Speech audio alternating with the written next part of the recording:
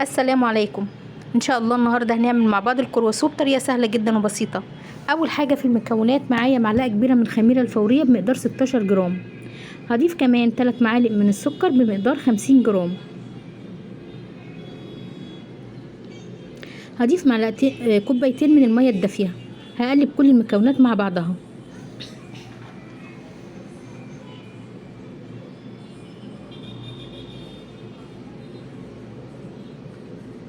هضيف كوبايتين من الدقيق. انا بستخدم هنا دقيق متعدد الاغراض، اي نوع دقيق حضرتك بتفضليه استخدميه، انا بستخدم ماركه الاهرام.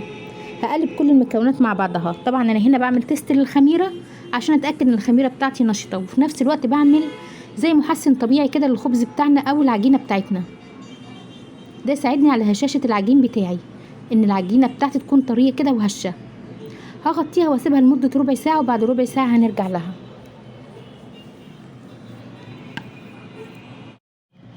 ورجعنا لها بعد ربع ساعه. زي ما انت شايفه كده العجينه الخميره تفاعلت مع الدقيق وادتني العجينه بالشكل اللي انت شايفاه ده.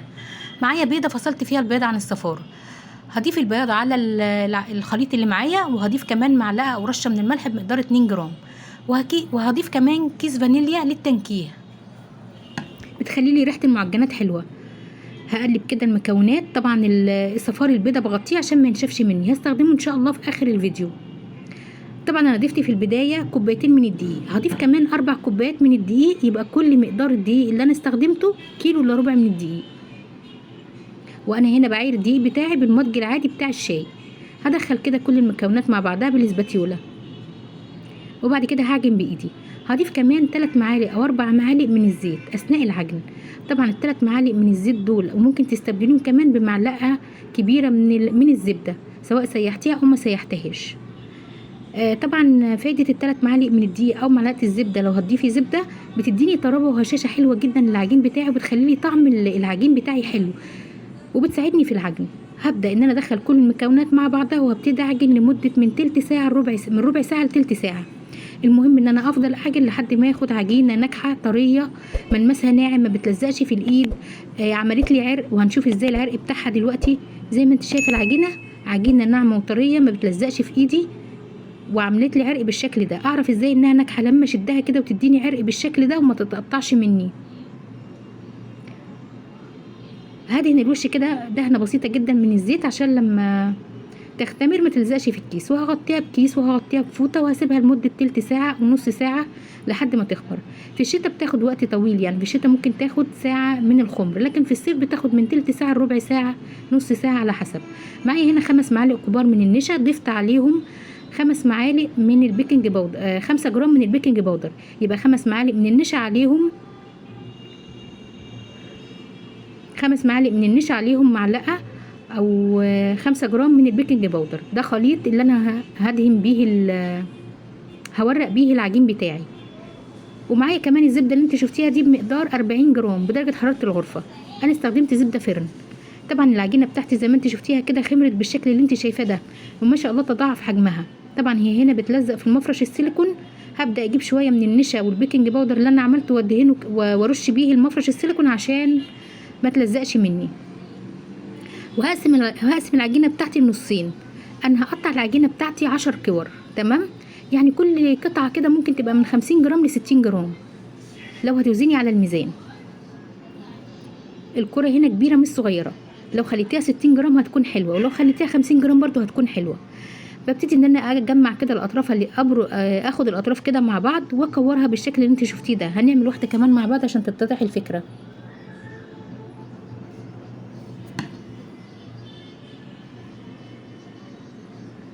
زي ما انت شايفه كده لميت الاطراف مع بعضها، وبلفها كده على ايدي، او بتلفيها على المفرش السيليكون زي ما يعجبك، او بتلفيها على الرخامه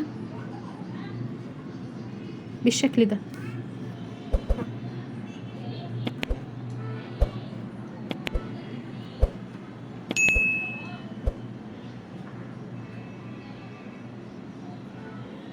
ممكن تقطعي الكميه دي لو بتعملي كميه اكبر من كده، او لو نفس الكميه. انا قطعتها 10 كور. ممكن بردك لو هتوسطني العجينه بتاعتك اقل من 50 جرام ممكن تعمليها 12 كوره، بس 10 كور حلو، يعني هتديكي طبقات حلوه جدا في الكرواسون. دي برضو العجينه التانية هبتدي برضو ان انا اقطعها على 5 قطع.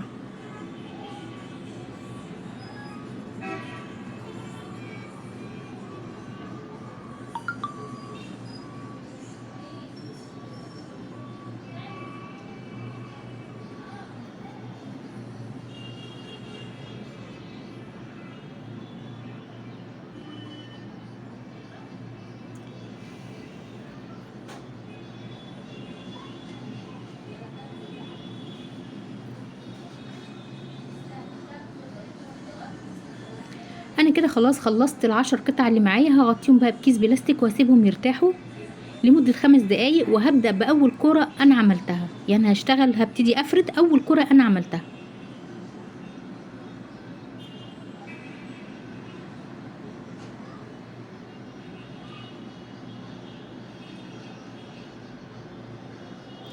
ضفت شوية كده من النشا على البيكنج باودر اللي احنا عملناه مع بعض. هاخد كده دي اول كرة انا فردتها، بحط عليها كده شوية من النشا عشان ما تلزقش في النشابة. تقدري تفرديها بايديك، تقدري تفرديها بالنشابة زي ما عجبك. هبتدي افردها كورة، هفردها دايرة، معلش عفوا.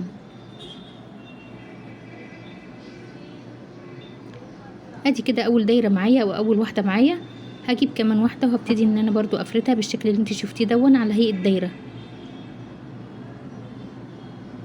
وضفت برضو شويه من النشا كده وشويه من البيكنج باودر عشان خاطر ما تلزقش مني في المفرش السيليكون، وما تلزقش كمان في النشابه، وتتفرد معايا بسرعه لان العجينه لينه جدا وخدت وقتها من الخمر، وكمان سبتها ارتاحت كويس، فعلشان كده العجينه طريه معايا. خلاص انا كده عملت 5 دوائر زي ما انت شايفه كده، او 5 قطع من العجين. هبدا بقى اخد هنا الزبده اللي احنا شفناها مع بعض. انا زي ما قلت لك بستخدم زبده فرن. مقدار الزبده اللي انا استخدمته في الكرواسو، في توريق الكرواسو، كلها 45 جرام. على فكره هي ما بتاخدش زبده كتير. زي ما انت شايفه كده معلقه من الزبده، وابتدي ان انا بالفرشه بقى بايديكي زي ما يعجبك. انا لقيت اسهل ان انا افردها بايدي ففردتها بايدي على العجينه. وبضيف كده شويه من النشا اللي عليه بيكنج باودر، او الخليط اللي احنا عملناه مع بعض. وبحط الدايره التانية او قطعه العجين التانية، وببتدي برضو ان انا احط عليه معلقه كده من السمنه او من الزبده. طب حد هيقول لي ممكن اعمله بسمنه نباتي؟ لا، هو مش هينفع خالص بسمنه نباتي. الزبده بتديكي توريقه حلوه، وبتديكي طراوه، وبتديكي طعم زي بتاع المحلات بالظبط. خلاص خدت العجينه التالتة زي ما انت شايفه كده، وببتدي برضو ان انا افرد بردك قطعه من الزبده، وهحط كمان شويه كده من النشا على البيكنج باودر. ده بيورق لي، بيعمل طبقه كده عازله، او بيورق لي، بيساعدني على توريق الطبقات ما بين بعضها وبعض. كده 5 قطع من العجين معايا. طبق حط عليه ورقه كده من البلاستيك عشان ما يلزقش في الطبق. خدت ال5 قطع بعد توريقهم بالزبده زي ما انت شايفه كده، وهبتدي ان انا اغطيهم بكيس بلاستيك واحطهم في كيس بلاستيك وادخلهم الفريزر. يدخلوا الفريزر لمده تلت ساعه. يعني عقبال ما اجهز ال5 طبقات التانيين هيكونوا ان شاء الله خمروا، والزبده بتاعتي تماسكت في العجين. انا هنا خلصت 4 قطع من العجين، وورقتهم برضو بالزبده، وضفت عليهم كمان نشا اللي احنا عاملينه عليه بيكنج باودر. وهضيف كمان القطعه ال5 زي ما انت شايفه كده، وهحطهم في كيس بلاستيك وهدخلهم التلاجة. يبقى انا كده عملت ال10 قطع معايا. دي اول 5 طبقات احنا عملناهم مع بعض. انا خرجتهم من التلاجة بعد تلت ساعه، عفوا خرجتهم من الفريزر. انا كنت مدخلاهم الفريزر لمده تلت ساعه. فطبعا الزبده تماسكت، وفي نفس الوقت برضو العجينه ارتاحت، وفي نفس الوقت لقيتها خمرت. فطبعا انا خدتها وفردتها بالشكل اللي انت شايفاه ده. طبعا لما بتبتدي تلزق معايا زي ما قلت لك، لانها عجينه لينه جدا وطريه، وكمان الزبده اللي احنا حطيناها مطريه العجين جدا، فضفت عليها معلقتين كبار كده او معلقه كبيره من النشا مع النشا على البيكنج باودر اللي احنا عاملينه. وهبتدي اقطع. حابه بقى تقيسي المستطيلات بتاعتك قيسيها. يعني قاعده المثلث اللي انت هتعمليه، المستطيلات عفوا، المثلث هنقطعها مثلثات. قاعدة المثلث اللي انت هتعمليه، لو عملتي قاعدة المثلث 6 سنتي هتديكي كرواسو حلو جدا. انا هنا هعمل كرواسو كبير وكرواسو صغير، فبصراحة انا مقستش، انا قطعت بالويم، لان انا بصراحة مش هعمل المقاس واحد، هعمل كبير وصغير زي ما انت شايفة كده بالشكل ده. هبتدي اقطعها بقى كلها مثلثات.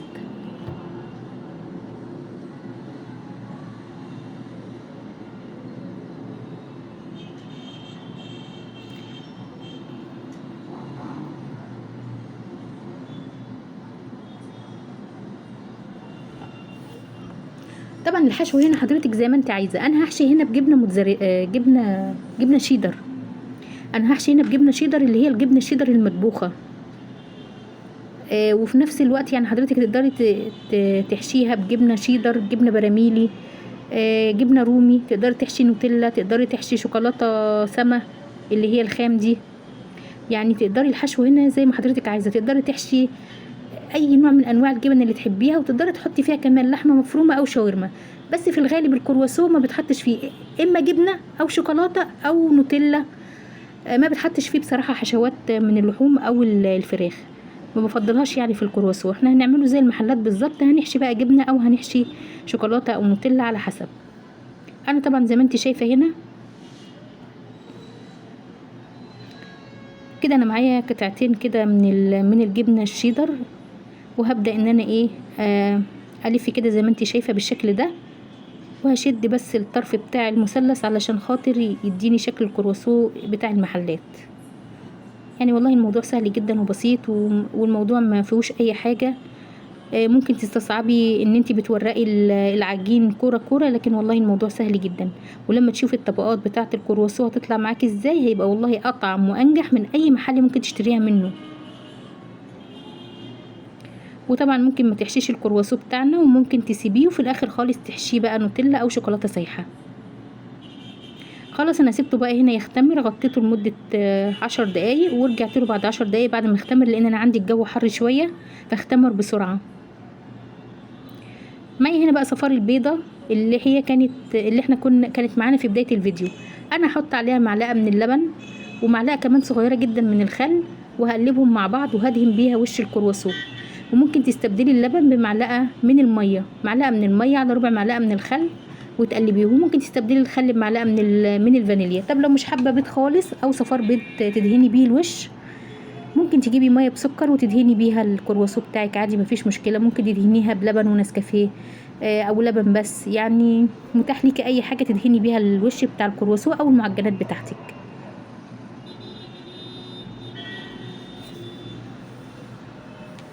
وطبعا انا مشغله الفرن هنا على فرن ساخن مسبقا على درجه حراره 180. الكرواسو بتاعنا طبعا انا دهنته بصفار البيض، بس المقطع ده اتقطع مني معلش. انا دخلته هنا على فرن ساخن مسبقا على درجه حراره 180 في الرف الاوسط. وده شكله طبعا لما خد لون من تحت وحسيت ان هو استوى فتحت عليه الشوايه. وده شكل الكرواسو بتاعنا زي ما انتم شايفين بالشكل القمر ده. هنفتح بقى كده، يعني وانا سبته كده يبرد. بصوا جميل جدا. طبعا لما طلع من الفرن، اول ما خرج من الفرن غطيته على طول عشان يرد من درجه حراره الفرن ويفضل محتفظ بالطراوه بتاعته والهشاشان بتاعه. شايفه العجينه بتاعتي عامله ازاي؟ شايفه الطبقات؟ ما شاء الله طعمه حلو جدا.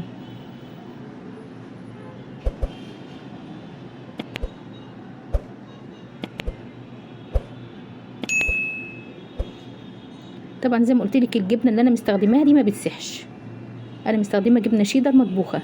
طبقات الكرواسو روعه، وكان طعمه حلو جدا لان الزبده اديته طعم حلو واديته طراوه.